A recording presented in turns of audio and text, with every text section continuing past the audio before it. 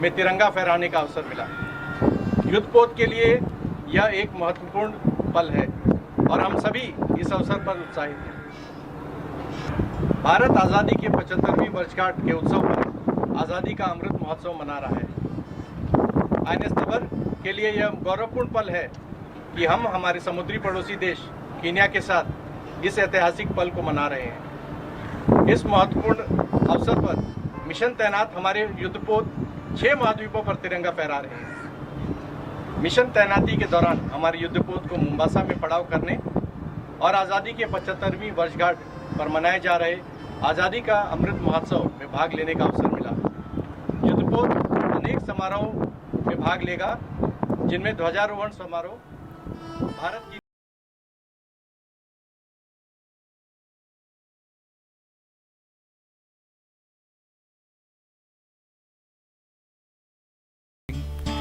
संपूर्ण देशभरात मोठ्या थाटामाटात स्वातंत्र्याचा अमृत महोत्सव साजरा केला जातोय आणि त्यामुळे 15 ऑगस्ट हा दिवस प्रत्येक भारतीयासाठीच नेहमीच खास असतो। अनेक वर्षांच्या अथक परिश्रमानंतर देशाला स्वातंत्र्य मिळालं। पंतप्रधानांचा ताफा आता लाल किल्ल्याच्या प्रांगणामध्ये दाखल होतोय। राजधानी दिल्लीतल्या लाल किल्ला या ठिकाणी किंवा दिल्लीतला लाल किल्ला हे देशाच्या स्वातंत्र्याचं प्रतीक आहे आणि म्हणूनच लाल किल्ला इथे ध्वजारोहण पंतप्रधान नरेंद्र मोदी यांच्या हस्ते।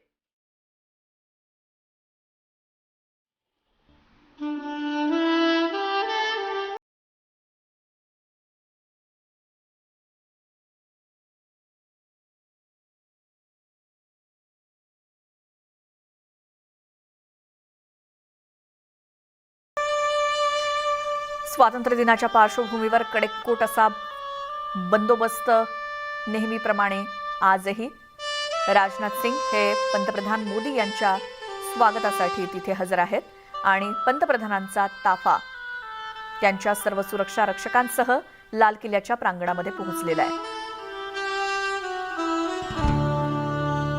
पंतप्रधान मोदी पोहोचले राजघाटावरून लाल किल्ला प्रांगणात आणि सर्वांनी टाळ्यांच्या कडकडाटात पंतप्रधानांचं स्वागत केलंय। प्रधानमंत्री श्री नरेंद्र मोदी का आगमन, उनकी अगवानी की रक्षा मंत्री श्री राजनाथ सिंह, रक्षा राज्य मंत्री श्री अजय भट्ट, रक्षा सचिव डॉक्टर अजय कुमार। प्रधानमंत्री की सलामी मंच की ओर अग्रसर हो रहे हैं, जहां उन्हें जनरल सैल्यूट दिया जाएगा।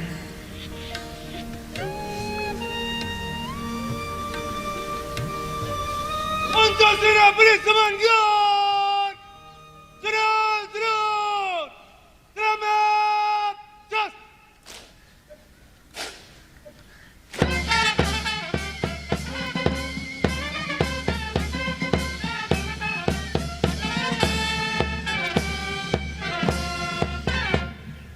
Antasına bir zaman gör! Bacak! Sus!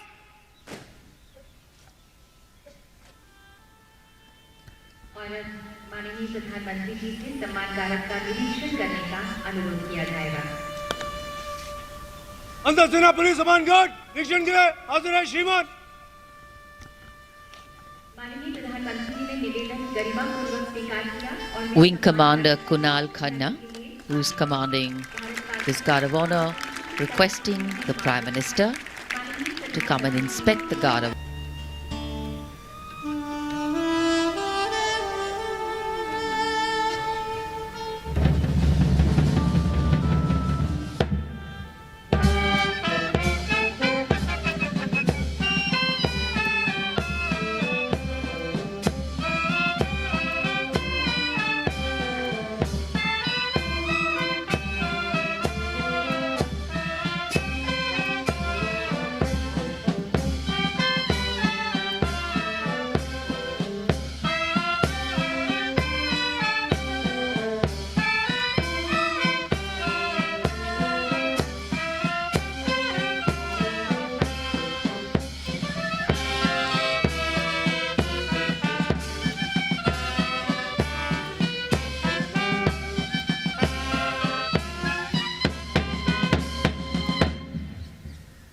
निरीक्षण समाप्त हुआ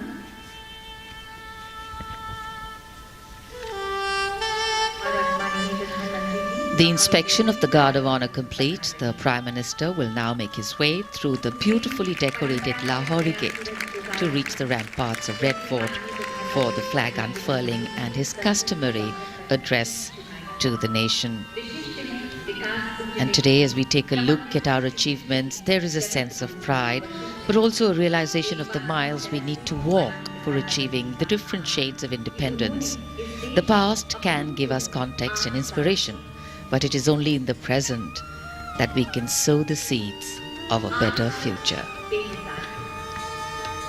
प्रधानमंत्री सम्मान गारद का निरीक्षण करने के बाद लाहौरी दरवाजे से अब लाल किले की प्राचीर की ओर अग्रसर, और आज उनके स्वागत में विशेष रूप से 2 हाथी भी वहां मौजूद, और इधर 41 फीट ऊंचे और 24 फीट चौड़े लाहौरी गेट से गुजरकर प्राचीर पर पहुंचने के लिए माननीय प्रधानमंत्री लिफ्ट की ओर अग्रसर हो रहे हैं। सन 1947 में जब 15 अगस्त को तिरंगा फहराया गया था, तब आकाश में बादल थे।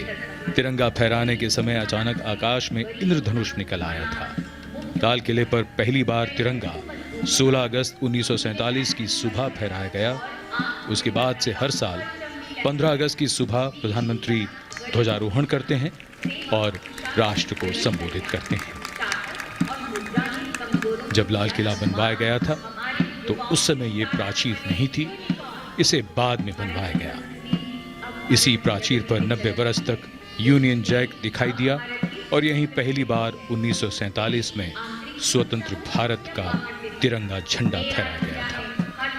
माननीय प्रधानमंत्री का लाल किले की प्राचीर पर आगमन, रक्षा मंत्री श्री राजनाथ सिंह, रक्षा राज्य मंत्री और तीनों सेनाओं के अध्यक्ष, थल सेना अध्यक्ष जनरल मनोज पांडे, नौसेना अध्यक्ष एडमिरल आर हरिकुमार, वायुसेना अध्यक्ष air chief marshal V R. Chaudhari ने उनकी अगवानी की।